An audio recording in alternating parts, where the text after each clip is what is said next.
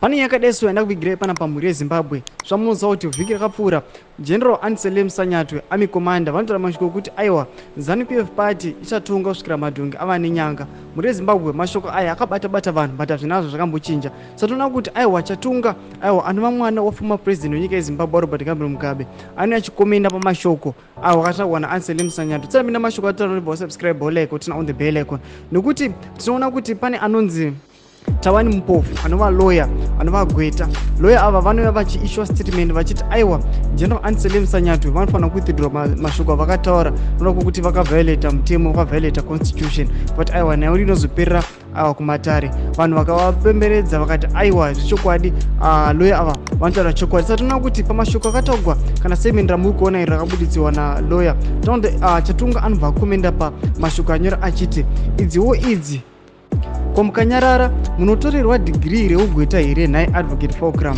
Zvimwe zvacho makutsvakawo uta nemugate muchitsvaka relevance nepasipo. Anouya achipindura mashoko achiti aiwa ko mukangosiyana nayo nyaya yacho noda kuti munenge maita vatete ZANU-PF mukaitanga mukaikwanisa here. Mashoko anouya achitogwa pana chatunga Mugabe. Tinotidzai mafungiro enyu muri kudii pamusoro pemashoko ake vinai comment section medu. Saka no subscribe kulike channel on the bell icon.